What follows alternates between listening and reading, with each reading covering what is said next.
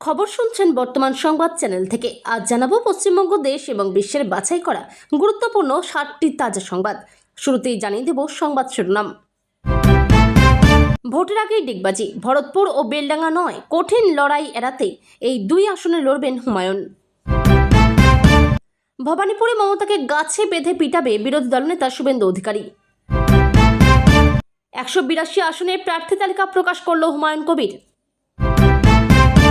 কালীঘাটেও হামলা হতে পারে, ভোটের আগে হবেও, দিলীপের মন্তব্যে বিতর্ক, কমিশনের নালিশ তৃণমূলের। বহিরাগত বাহারুল নয়, ঘরের ছেলে শওকতকে টিকিট দেওয়ার দাবিতে ক্যানিংয়ে বিক্ষোভ তৃণমূলের।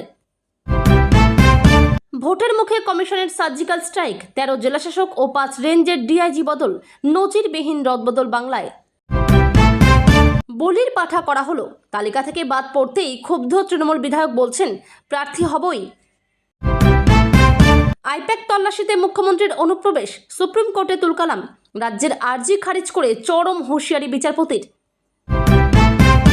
হরিণঘাটায় গো ব্যাক অসীম সরকার, প্রার্থী তালিকা বেরোতেই বিজেপিদের চরম বিদ্রোহ, রাস্তায় নামলেন কর্মীরা। বিশ্বাসঘাতক, টিকিট না পেয়ে ক্ষোভে ফেটে পড়লেন মন্ত্রী, তৃণমূল বিধায়কের হুঁশিয়ারি, এ ভুলের মাসুল দিতেই হবে। খবর পাচ্ছি শওকত মোল্লা ঘরে বসে প্রচণ্ড কান্নাকাটি করছেন। কেন এই কথা বললেন আরাবুল ইসলাম? গাছচোর, রেশনের চালচোর, গরু পাচারের বিরুদ্ধে টিকিট না পেয়েই সোশ্যাল মিডিয়ায় বড় বার্তা মনোরঞ্জনের। শুভেন্দু ঘনিষ্ঠ নেতা থেকে প্রাক্তন ক্রিকেটার, তৃণমূল যোগ দিয়েই প্রার্থী একঝাঁক নতুন মুখ, চমক 12 কেন্দ্রে। প্রার্থীর নাম ঘোষণা হতেই ছন্দপতন, পদত্যাগের হুঁশিয়ারি মেজো সেজো ছোট নেতাদের, হলো সংঘর্ষ। নন্দীগ্রামে পবিত্রকে প্রার্থী করে শুভেন্দুর মাঠ ফাঁকা করে দিল তৃণমূল।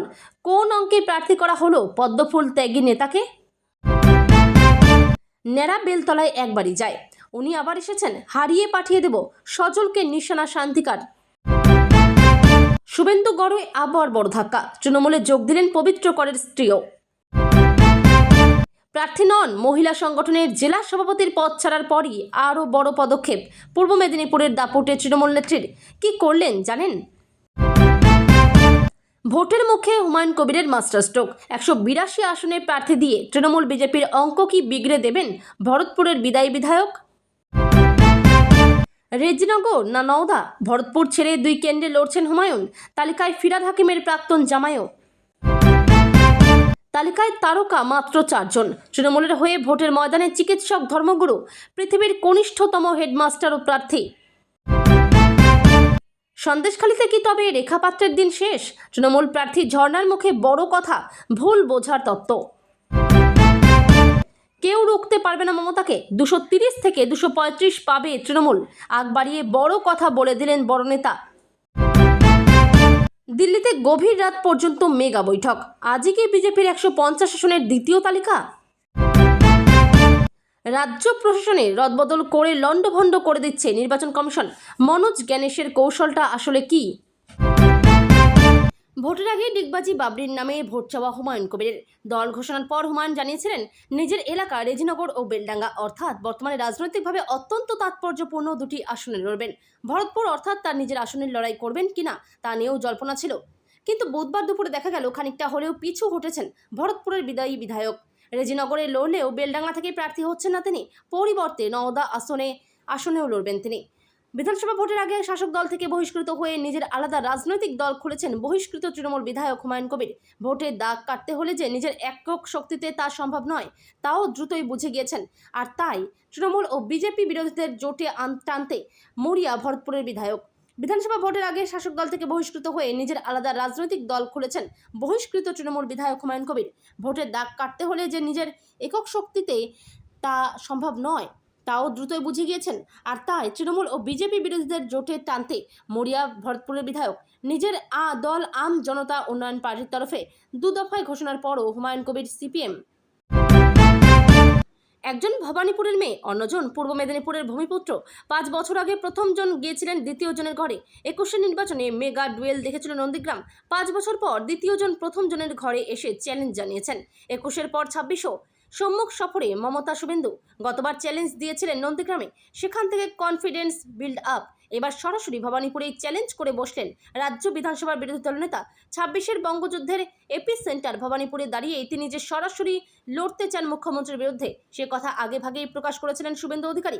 দলের সকালে তার ভবানীপুরে যাওয়া, নাম সংকীর্তন, রং খেলা, পরবর্তীতে সেখানেই ওয়ার রুম গঠন, এই সবই ঘটনার প্রবাহ রাজনৈতিক বিশ্লেষকদের কাছে জলের মতো পরিষ্কার ছিল। কিন্তু বিশ্লেষকদের কাছে একটাই বিষয় ধোঁয়াশায়। খুব একটা অঘটন না ঘটলে এই আসনের ফল কি হতে পারে? বিজেপি কি একটু বেশিও ওভার কনফিডেন্স হচ্ছে, নাকি অন্য কোনো অঙ্ক কষে আটঘাট বেঁধেই ময়দানে নেমেছে বিজেপি কেন্দ্রীয় নেতৃত্ব?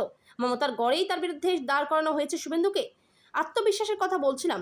2021 সালের বিধানসভা নির্বাচনে মুখ্যমন্ত্রী নিজের বিধানসভা কেন্দ্র ভবানীপুর ছেড়ে লড়াই করতে গিয়েছিলেন নন্দীগ্রামে, কিন্তু নন্দীগ্রামে শুভেন্দুর কাছে পরাজিত হন। রাজ্যে বিধানসভা নির্বাচন ঘিরে রাজনৈতিক তৎপরতা তুঙ্গে। ইতিমধ্যে তৃণমূল কংগ্রেস, ভারতীয় জনতা পার্টি, সিপিএম এবং সিপিআই তাদের প্রার্থী তালিকা ঘোষণা করেছে। এবার সেই তালিকায় যুক্ত হলো হুমায়ুন কবিরের দল আম জনতা উন্নয়ন পার্টি। এক সাংবাদিক বৈঠকে হুমায়ুন কবির জানান, তার দল প্রথম দফায় 182টি আসনে প্রার্থী দিচ্ছে। আপাতত মুর্শিদাবাদ ও মালদহ জেলার প্রার্থীদের নাম ঘোষণা করা হয়েছে, আর বাকি তালিকা আগামী 22 তারিখ প্রকাশ করা হবে। তিনি আরও জানান, কিছু আসনে এমআইএম এর সঙ্গেও সমঝোতা হতে পারে। এবারের নির্বাচনে একটি বড় চমক হলো হুমায়ুন কবির নিজে ভরতপুর কেন্দ্র থেকে লড়ছেন না, পরিবর্তে তিনি মুর্শিদাবাদের দুটি কেন্দ্র রেজিনগর ও নওদা থেকে প্রার্থী হচ্ছেন।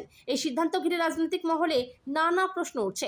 অনেকে মনে করছেন একাধিক আসন থেকে লড়াই করার পিছনে কৌশলগত কারণ রয়েছে।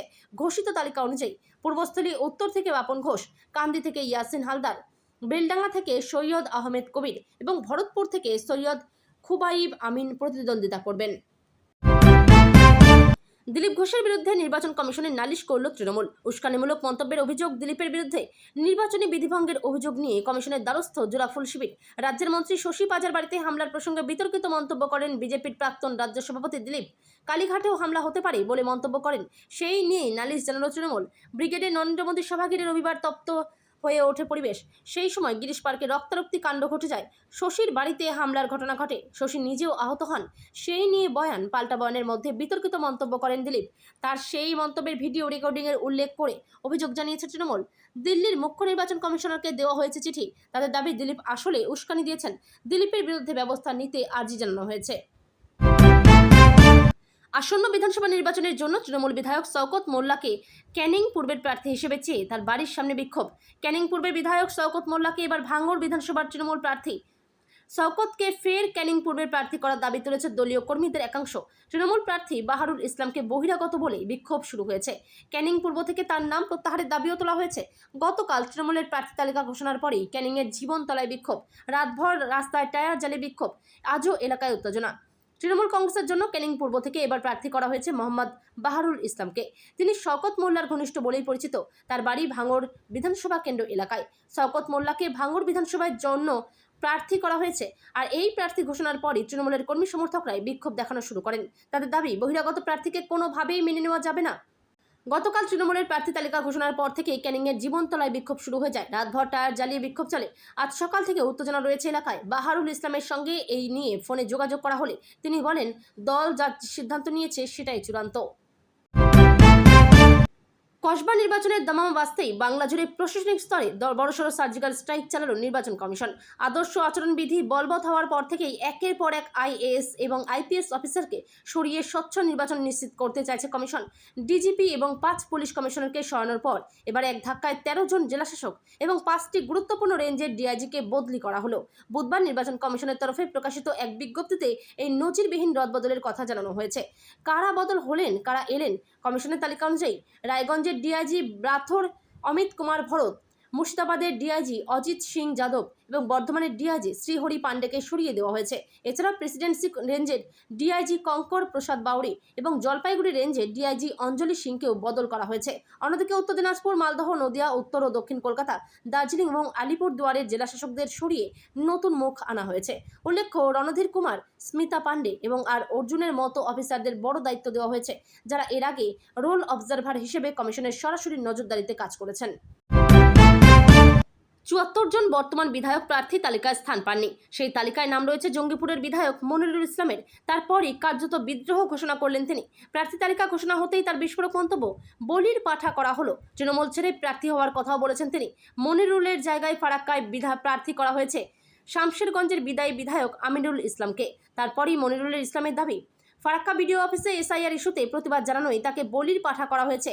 মঙ্গলবার ফারাক্কা এমএলএ ভবন সাংবাদিকদের মুখোমুখি হয়ে মনিরুল ইসলাম বলেন, সাধারণ মানুষের স্বার্থে অন্যায়ের বিরুদ্ধে সরব হওয়াতেই ফারাক্কার বিধানসভা কেন্দ্র থেকে দলীয় টিকিট দেওয়া হয়নি, আমাকে বলির পাঠা করা হলো। তৃণমূলের বিরুদ্ধে অভিযোগ তোলার পরই নির্বাচনের লড়াই করার কথা জানিয়েছেন তিনি।